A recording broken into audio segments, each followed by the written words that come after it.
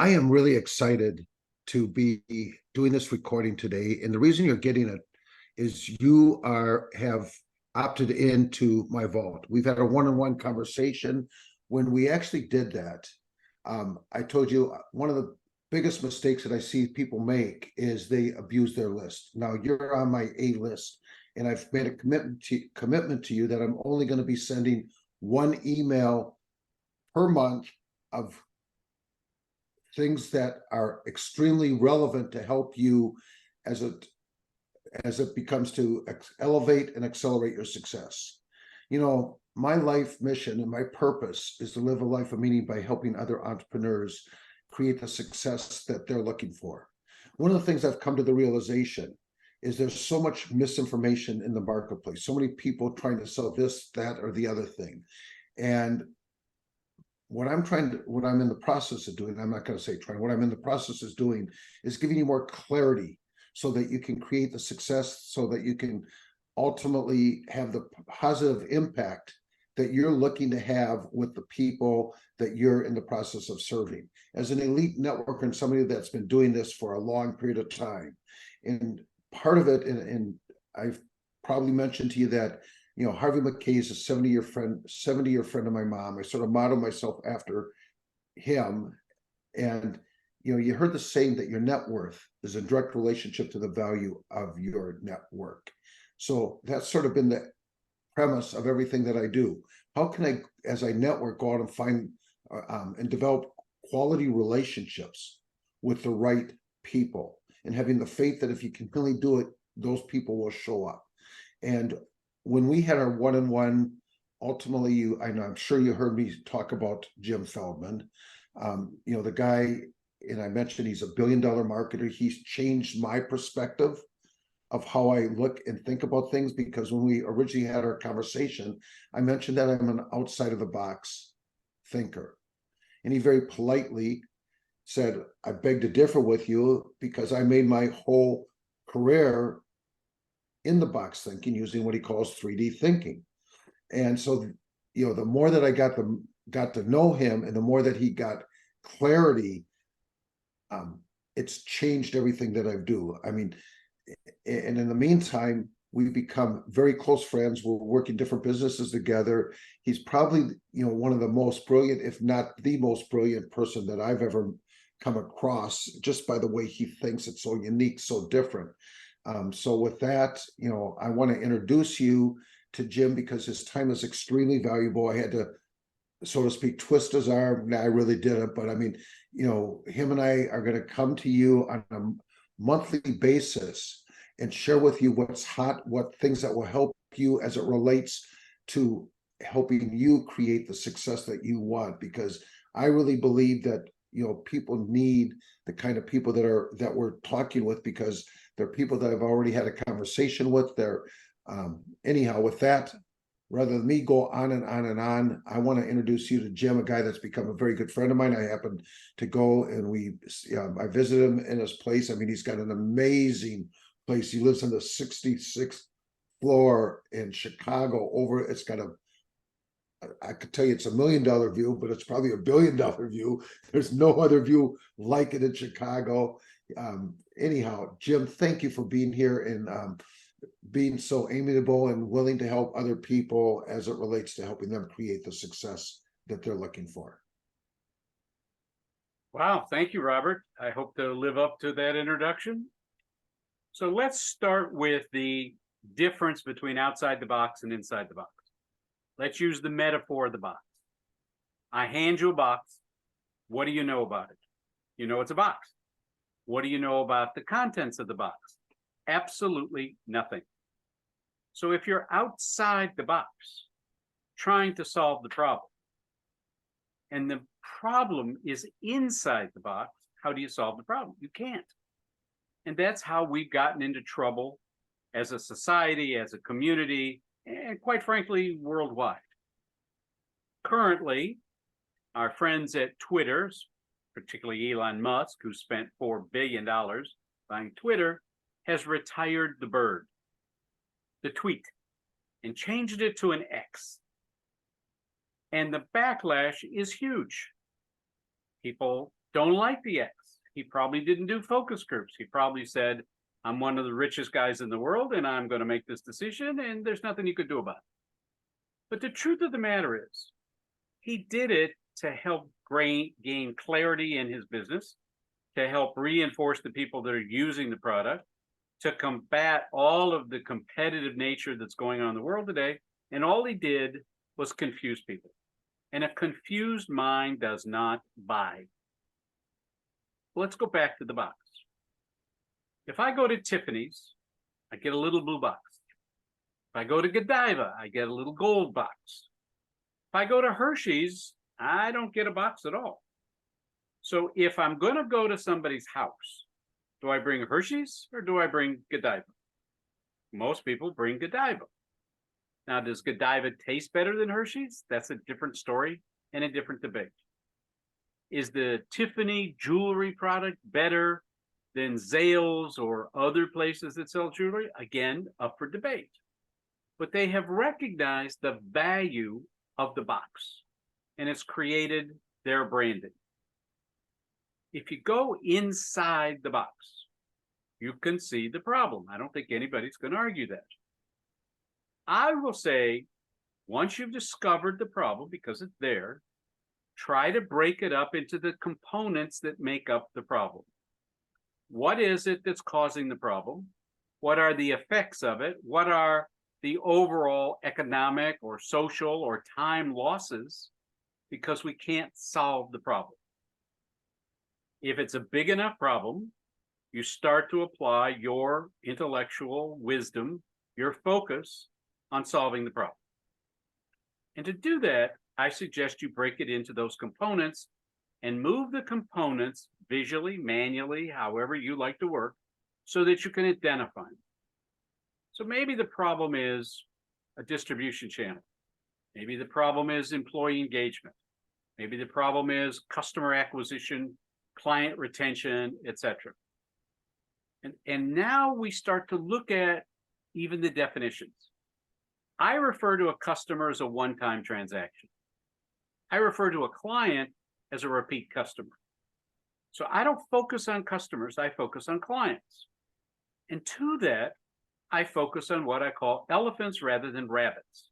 Because I've discovered while it takes more time to focus on the elephants, it ends up being a much more worthwhile endeavor because they have more money, they have bigger problems, and they're willing to pay me to help solve the problem. So the bigger the problem, the more money you can charge. Okay, but you've got to be able to solve the problem. So for years, I taught people about what I refer to as 3D thinking, going inside the box, and I refer to that as depth. Understand the problem, understand the parts that make up the problem. Understand that if you do simple math, you add more of a component, you subtract some of a component, etc. Multiplication, division, add, subtract. About 95% of the solutions are in reordering the problems themselves. Remember when Coke decided to get rid of the established Coke formula and came out with new Coke? How about Budweiser, who just came out with an ad campaign which they thought would help them in certain communities, backfired, and they've lost billions of dollars. They didn't go inside the box and do the depth analysis. And the advantage of being inside the box is that you can see the market. Again, let's use the metaphor of the box, and now I'm inside the box. I can walk around the box and get a 360-degree view of the market. And while doing that, I can probably get a good idea of how big that problem is. And if it's not a big problem, again, if it's not an elephant, I typically don't get involved. It's not worth my time, and certainly not going to reward me for the time and effort I put in. I've often said, stop trying to sell your big ideas to small-minded people. I could also say, stop trying to sell your big ideas with people that don't have any money. We're all in business to make money. We're not looking for another hobby. So when you go and you start to do your reconnaissance and you start to look at the marketplace, do you see the problem very clearly. Do you see people struggling with that? And will they pay for the solution? And that's the distance. So we've gone for the depth. Now we're going for the distance. How far can you take the solution? And the last D in 3D thinking is determination. Do you have the bandwidth? Do you have the resources? Can you actually solve the problem and get paid for the solution? Well, recently the game changed, and it was called AI, and in particular, ChatGPT. Now, there's many AI programs out there that compete with ChatGPT, but ChatGPT right now is the most popular program. It has the most users and seems to deliver the best results because it was a human-like conversation. Now, let me be very clear about ChatGPT. ChatGPT is a remarkably intelligent, knowledgeable assistant that knows everything, has college degrees, has spoken to people all over the world in their language, but never run a business, has no emotion, has no experience, constantly learning, and doesn't check itself for accuracy. That's kind of important. ChatGPT was based on data accumulated from 2021 and earlier. So it doesn't have data from 2022. If you need current data, then you need to use a different AI and find one that's connected to the internet. Now, Microsoft invested over $10 billion in ChatGPT, and at the beginning of July announced that ChatGPT would be connected to the internet using Bing, which was Microsoft's search engine. Within a couple of weeks, the bad guys, the scammers, were all trying to use this for their benefit and detriment to the rest of the society. So Microsoft walked away for the time being and is now trying to figure out how to regulate in a certain way how that access is being used. So do keep in mind, when you're using ChatGPT, it is a very valuable tool, but it does have certain limitations.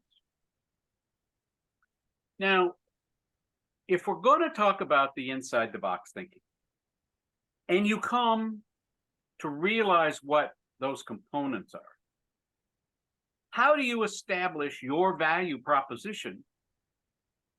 That's where ChatGPT is fantastic. They can help you establish your competitive differentiation. They can help define your specialization. They can show you your target market in ways that you haven't thought of before because it is great at research. But you must check your work. Now, how big is it? In 5 days, they had 1 million users. It took Netflix over 3 years. It gives you some idea of the velocity. Now, because of that, ChatGPT is learning every day. Now, some people say, well, I have proprietary information and I don't want to share it. It's in thousands and thousands and thousands of data points. And quite frankly, I've always said, there's really very few new ideas. It's really some kind of variation of what's already been done. Is it a big deal? It is a big deal. And the quote from Charles Dickens 165 years ago, the best of times, the worst of times. That's ChatGPT. That's AI. That's all these things that are out there. The good guys, the bad guys. I had a conversation with a client of mine, a very, very smart guy, just got scammed out of $11,000. Literally, within the last couple of days. He was taken by the fact that the image that was presented looked real, the voice looked real, the pain point looked real, the fact that it was going to be something that needed an immediate response. He responded. The moment the money transferred, they disappeared, the phone went dead, and he'll never see that money again. I was disappointed that he didn't give me a call, But again, here was someone who thought, I know what I'm doing. I'm a smart guy, and yet got scammed. So trust, but verify. Trust, but verify. Remember, before ChatGPT and AI, I was doing everything manually. My team and I would go onto the internet. We would double check it. We would sit down and we would all kind of dissect the problem together. We would all come back with the solutions. We would A/B test the solutions. ChatGPT gave you all that quickly, but not necessarily accurately. You still need human judgment. It's untested information. It is not someone who has applied that information in the real world. So the good news for me is that the think inside the box is really more necessary now than it was before. The box is bigger, the market is bigger, the resources are bigger, but it still requires a human brain to start to look at how we're going to trust and verify. And in doing so, you start to say, well, what can it really do? And the answer is pretty much everything. It can write a sonnet. It can create music. It can create graphics. It'll redo your resume. It'll help you with your LinkedIn. It'll help you with your SEO. It'll create content. It'll do email. You name it, and pretty much it will do it. Now, it will not fix your clogged toilet. It will not clean your teeth. It will not give you a haircut. So there's still lots and lots of jobs out there that cannot be done by AI that still have a meaningful, useful purpose. That's your challenge. How do you distinguish yourself and say, yes, ChatGPT is out there, AI is out there, but you don't know how to apply it? I do. You don't have expertise? I do. You don't have the experience in what worked and what didn't work? I do. And that's how that uniform, symbiotic relationship is going to work. And if you're a consultant, your clients expect you to know about ChatGPT. And I hear consultants all day long saying, well, I'm too old to learn, or it's going to take away my business, or I'm going to lose my intellectual property. Booey. It isn't going to happen. Let me describe it another way. You go to Costco's. Everybody has seen, if you've gone to Costco, the $1.50 hot dog. And in the back of your mind, you're going to buy a $1.50 hot dog and a soda. I was with somebody recently. She said, you go start shopping, I'll buy the hot dog. Okay. I came back, she's sitting there, she's got 4 drink cups, 2 hot dogs. I said, why do you have 4 drink cups? She goes, well, I bought drinks. I said, didn't you realize that the hot dog came with a drink? She goes, I read the sign, I didn't understand it. You see, she hadn't been the one buying the hot dogs, so she didn't have the experience. So she did what she thought was correct, i.e. buy a hot dog, buy a drink, because that's typically the way things are done. If you're going to Costco's, typically there's 2 things that everybody knows about a Costco's: the hot dog and the $4.95 chicken. So you went to Costco's in your mind, I'm going to buy a chicken, I'm going to buy a hot dog, and they went, oh, look at this. Suddenly your cart has got $200 worth of stuff in it. And I know you're all thinking the same thing. Well, Jim, I didn't need all of it. No, you didn't. That's what's happening with ChatGPT. As long as you stay laser focused, as long as you're inside the box, you've defined the problem, and now you're looking for the solution, and you stay in that pathway, ChatGPT is going to be fabulous. And again, I'm using ChatGPT as sort of the umbrella title. There are other things out there, Baird, Claude, etc. And you may find they work better for you, and the only way to find out is to go in and play with it. For me, I'm like a ChatGPT junkie at this point. Every day I find things that I didn't know it could do. Every day I find things that speed up my work or save me time. I love it, but I check all the time. If it's giving me a quote or a reference, I ask it to identify where they got it from, and then I go check it. And guess what? Sometimes that reference isn't real. They made it up or they confused it. That's not intentional. That's part of the learning of ChatGPT and AI in general. And every day it's getting better and better and better. As long as you understand your thinking is your product. And all that's happened is ChatGPT is like you were using a hand screwdriver and now you got an electric screwdriver. And you were using this product or this device and suddenly it made it faster. How did Cuisinart revolutionize slicing and dicing? Because it was a motor with a spinning blade. How did the air fryers work? Really, they're convection ovens with a new name. So while you start to think that ChatGPT and AI is all brand new, in many cases, it's just a repurposing. They're making it faster. They're making it more intuitive. If you want to do things like content creation, it's fabulous. It will start to learn how you talk. It will start to learn what your message is. It will start to become your assistant who's standing next to you, that's shadowing you, that's understanding who you are, what you want to accomplish, who your target audience is, how you're going to laser focus, and how you're going to charge for it. So if you think about it, one of the things that you might want to seriously invest in is learning how to use this tool. And we've put together a 7-week course. Not that it's 7 weeks of all this instruction. It's instruction for an hour, and we send you away with an assignment. And then a couple of days later, you come back with Q&A and assistance. So you're not getting lost. You're not trying to drink from a fire hose. You're learning step by step by step by step. I'm a cook. I've been a cook since I could eat. And I started cooking when I was 7, 8 years old. And I've gotten to be a pretty good cook. I could run a restaurant. I can hold my own with most chefs. And my team decided that for my birthday, they were going to give me a cooking class. I went to the cooking class. There were about 30 people there. They started the class, and it was a class that was going to teach you how to do a lot of things in the baking side, not the cooking, but the baking side. And the first thing they said was separate 2 eggs. And this woman picked 2 eggs out of the box and separated them on the table. She put one over here and one over there. I knew right away I was in the wrong class. That was not me. So during the break, I went to the instructor and I said, do you have an advanced class? She goes, yes, but you have to take this class. I said, is there a quiz?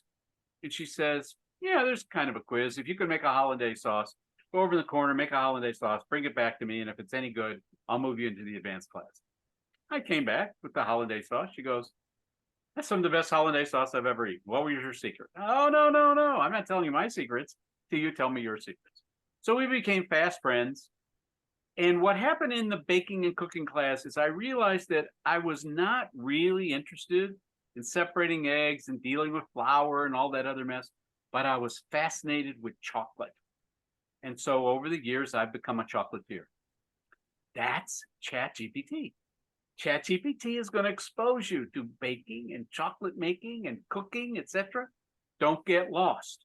Become laser focused and use it to your advantages because you want to think inside the box. So quickly, here's a couple of things that it'll do. You may not be aware of it, but it'll help you with your market expansion. It will help you with your sales leads and generations. It will let you go through a lot of data and sum it up and use it in a much more refined and applicable way. It'll help you with your communication. It will improve your life if you let it. And it will never take your job. But it will allow someone who's using AI to take your job. So start thinking inside the box. Use AI, ChatGPT, to refine the program, learn what it can and can't do, and with that, you will see your entire life has changed before your very eyes. ChatGPT and AI is more disruptive than the internet.